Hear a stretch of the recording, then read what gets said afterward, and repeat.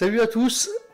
Aujourd'hui, je vais vous parler de la délégation pour votre e-commerce. Quand j'ai commencé mon affaire, je n'avais pas les moyens de déléguer.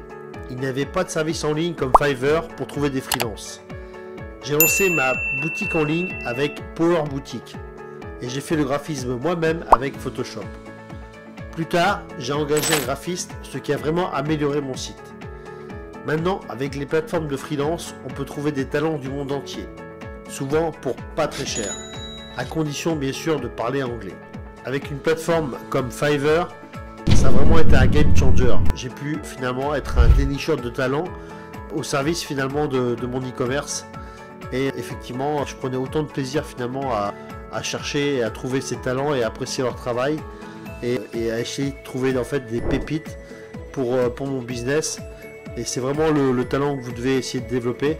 C'est-à-dire que en fait, si vous n'avez pas en propre vous-même les capacités en fait de faire des créations graphiques, et c'est pas donné à tout le monde, hein. Maîtriser un logiciel comme Photoshop, c'est quand même relativement technique. Alors maintenant il y a Canva effectivement avec des modèles, mais bon, je dirais que quand même ça permet de dépanner. Excusez-moi, j'ai quelque chose de très important à vous dire avant de continuer. J'ai préparé un court sondage pour mieux comprendre vos besoins et défis en tant qu'entrepreneur e-commerce. En remplissant ce sondage, vous aurez la chance de participer à un tirage au sort pour gagner un appel de consultation gratuit de 30 minutes avec moi. Lors de cet appel, nous discuterons de votre idée e-commerce, de ses avantages, de ses inconvénients, de ses forces et de ses faiblesses, et des qualités à développer pour réussir. Le sondage est simple et rapide, et vos réponses m'aideront à créer du contenu encore plus pertinent pour vous. Vous pouvez le trouver juste en dessous de cette vidéo. Prenez quelques minutes pour le remplir. Cela fera une différence énorme pour moi et notre communauté. Merci beaucoup et maintenant revenons à notre sujet. Mais Canva remplacera pas encore l'expérience d'un graphiste professionnel et la patte graphique et la créativité de quelqu'un. En tout cas, moi, mon goût va plus vers un professionnel outsourcé en dehors de France. Alors attention, j'ai rien contre les graphistes français, bien sûr. Si vous avez les moyens d'embaucher un graphiste français qui a du talent. Mais bon, je dis que à l'époque de cette mondialisation, finalement, des plateformes comme Fiverr et d'autres, d'ailleurs, en fait, il en existe d'autres qui ont peut-être d'autres réputations plus haut de gamme, etc. Moi, j'ai toujours trouvé mon bonheur sur Fiverr. D'ailleurs, tous mes packaging de trampoline, donc qui est mon business principal pour le moment, ont été faits par une agence italienne, ok, donc européenne, et qui travaille, je pense, exclusivement sur Fiverr. Donc on trouve des agences professionnelles qui ont pignon sur rue. Vous verrez en fait sur Fiverr il y a un système de notation. Il y en a qui ont, ça monte jusqu'à niveau 2, niveau professionnel également, mais là c'est relativement cher. Et donc sur Fiverr vraiment ça a été un game changer. Et alors les prix, vous trouverez effectivement tous les prix. Vous pourrez trouver des prix du plus abordable au moins abordable. Alors moi ce que j'ai l'habitude d'utiliser, c'est un peu le Fiverr Choice. C'est-à-dire qu'en fait quand vous prenez une prestation chez Fiverr, vous avez la note qui va être publique, ok, que vous mettez. Voilà, vous êtes content, pas content, vous mettez un commentaire. Vous pouvez mettre un tip aussi. Ça c'est très américain, même si je crois que la plateforme Fiverr est israélienne. Et donc vous mettez un tip et en fait après il y aura un avis qui est celui vraiment qui va conditionner un petit peu l'exposition du prestataire. C'est un avis en fait qui ne sera pas communiqué au prestataire. Et donc là du coup c'est vraiment de cet avis là dont je pense Fiverr va prendre en compte pour vous suggérer des plateformes et d'autres freelances dans un type de travail quoi. Et du coup c'est ce qui détermine le petit macaron Fiverr Choice pour certains freelances. En tout cas, bon, moi, mon choix se porte irrémédiablement sur Fiverr. Ça a été vraiment un gros game changer pour moi, qui a l'habitude de plutôt essayer de tout gérer, mais ce qui est impossible. Et du coup, je vous assure que vous prendrez plaisir à regarder et à dénicher en fait des pépites. Et en soi, déjà, c'est plaisant. Et en même temps, vous pourrez trouver même des pépites très très abordables. Moi, j'ai un petit graphiste, je dis petit, pas pourquoi je dis petit, mais indonésien qui a un talent fou et qui sous-cote en fait carrément ses prestations. C'est même moi qui le paye même mieux que ce qu'il me demande et j'en suis très content. Et on a même fait du print quand j'ai lancé ma marque de cosmétiques Kanazen. On a fait du print avec des posters à l'intention des boutiques de CBD. Bon, ça n'a rien à voir avec le trampoline, hein. C'est un autre business, on en parlera dans d'autres vidéos. Alors, quelle est mon expérience personnelle avec le service client? Au début, on a utilisé des centres d'appel en France, mais ce n'était pas toujours efficace. Certains facturent 1 € par appel, ce qui n'encourage pas à passer du temps avec les clients. C'était souvent des boîtes vocales.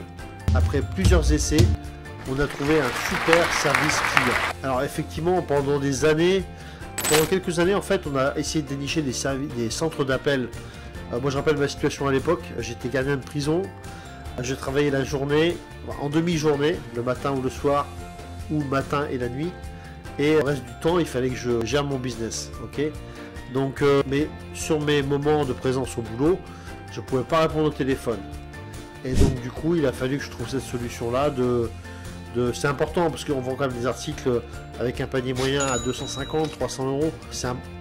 En fait, quand le site est bien fait, les clients potentiels en fait ont l'intention d'acheter, mais je dirais que par rapport au montant de ce panier-là, le petit coup de fil de rassurance, bah, ça fait la différence pour dire ouais c'est bon, il y a quelqu'un derrière, il y a des humains et c'est pas une arnaque.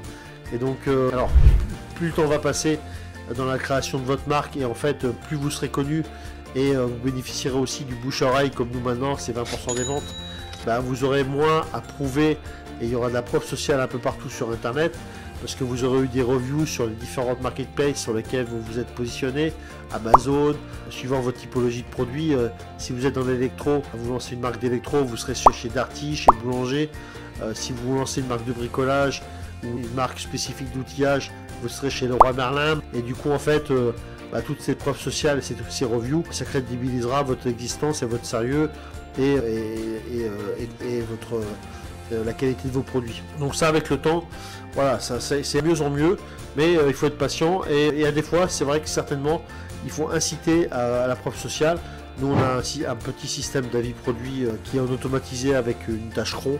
Ça, n'hésitez pas si je sors des mots un peu barbares à me demander de dépréciser dans une autre vidéo, je le ferai avec plaisir ou je peux vous répondre dans les commentaires.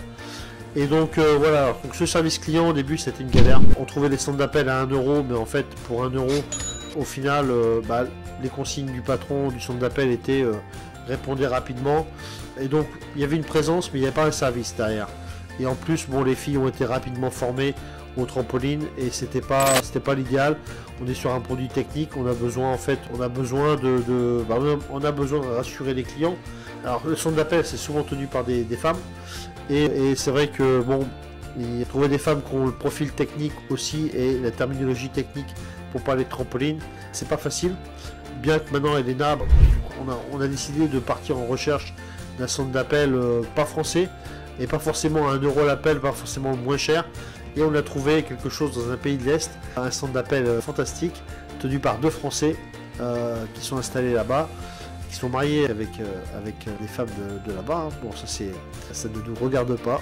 Et je ne vais pas rejouer le sketch des inconnus. Hein. Et du coup, en fait, un pays de l'Est avec une grosse histoire avec la France.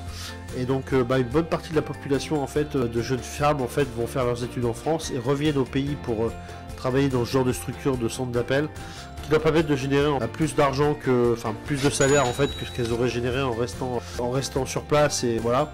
Et donc voilà, tout le monde y trouve son compte. Surtout qu'aussi il y a quelque chose, c'est au niveau de la patience et de la sympathie par rapport aux clients.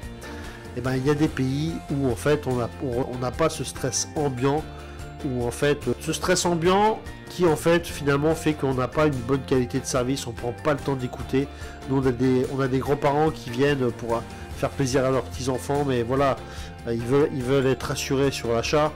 S'il faut passer 10 minutes pour leur expliquer, on passe 10 minutes pour leur expliquer quoi. Et donc cette qualité de service, après avoir fait plein de centres d'appel en France, je l'ai trouvé finalement que là-bas, et c'est génial.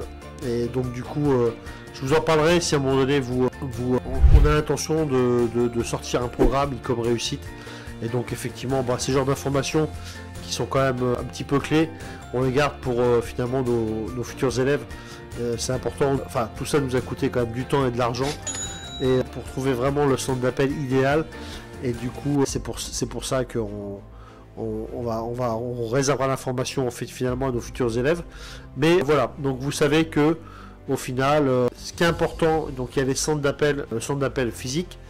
Ce qui a été aussi game changer, nous, c'est l'installation d'une CRM, Customer Relation Management. Excusez-moi pour l'accent. Et ah oui, ça a été super important parce que, alors ça par contre, je l'ai juste en fait trouvé en espionnant un petit peu les concurrents. Voilà, il y avait un concurrent qui vend des trampolines, mais pas que. C'est Papa Ecom. Je veux juste vous rappeler que si vous aimez le contenu que je crée pour vous, le meilleur moyen de me soutenir est de vous abonner à la chaîne, de laisser un commentaire et de liker la vidéo. Tout cela contribue à faire grandir notre communauté et à m'aider à continuer à produire du contenu de qualité. Vous voyez, chaque commentaire, chaque like, c'est une manière de dire merci et d'encourager le travail acharné derrière chaque vidéo. Alors n'oubliez pas, abonnez-vous et interagissez avec la vidéo si elle vous a plu. J'ai une super nouvelle pour vous. J'ai créé des guides e-commerce actionnables avec l'aide de l'IA. Et ils sont disponibles gratuitement en description. Ces guides sont conçus pour vous aider à avancer dans vos projets et à atteindre vos objectifs e-commerce. Alors qu'attendez-vous? Téléchargez dès maintenant, c'est 100% gratuit et ça pourrait vraiment faire la différence dans votre parcours. Allez, cliquez sur le lien en description et commencez à explorer ces ressources dès aujourd'hui.